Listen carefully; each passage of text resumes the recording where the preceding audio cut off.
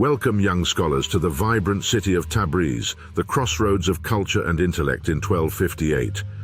I am Amir Al-Khwarizmi, named in honor of the great mathematician and scholar of the Islamic Golden Age.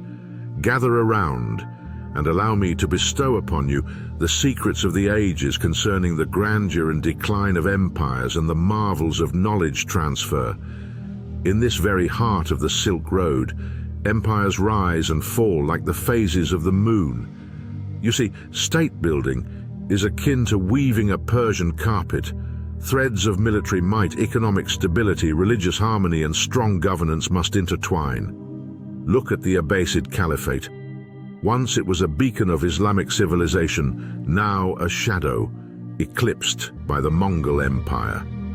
The Mongols, fierce in conquest, recognized the value of established administrative structures and adopted many of the ways of the conquered, including those of the Persians and Chinese, crafting their own Khanates that you now walk within. The Mongol Khanates, a tale of power that sprawls across the known world like the great deserts. You stand in an era where the Mongol hordes have swept across the land, their horses' hooves thundering a new chapter in history. A tempest of change they were from the steppes of Central Asia. Under the banner of the great Genghis Khan, they carved empires on the anvil of war. As Genghis Khan said, conquering the world on horseback is easy, it is dismounting and governing that is hard. After the conquests, his successors understood this well. They established the Mongol Khanates, the Golden Horde in the west, the Chagatai Khanate in Central Asia, the Ilkhanate in which we now find ourselves, and the Yuan dynasty to the east.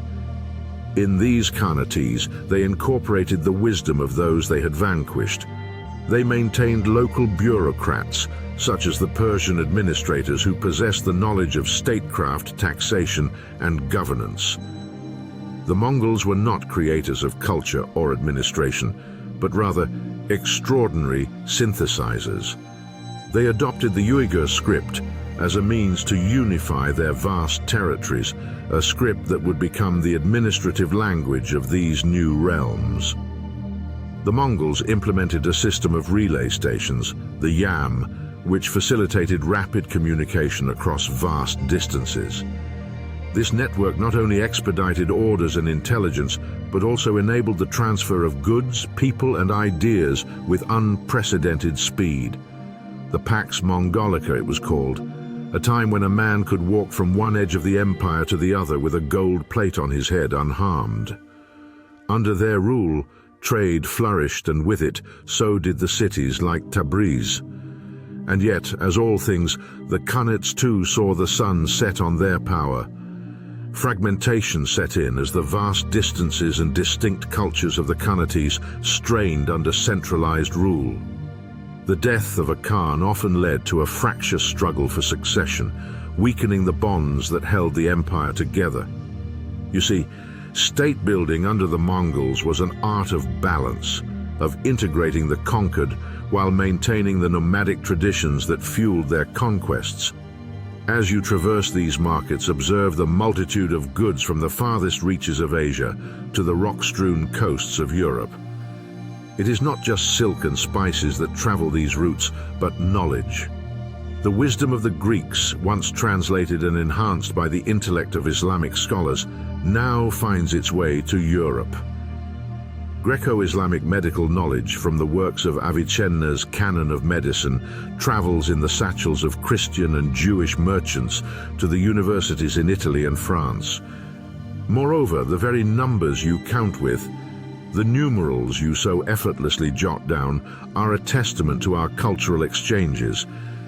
These Arabic numerals, including the concept of zero, are a gift from the East, making arithmetic simpler, allowing Europe to shed the cumbersome Roman numerals like an old skin. But perhaps the most symbolic of our time is the adoption of the Uyghur script by the great Mongol Empire. It signifies a cultural osmosis, the fusion of Turkic practices with the Mongol administration, creating a cohesive system stretching across the steppes of Central Asia.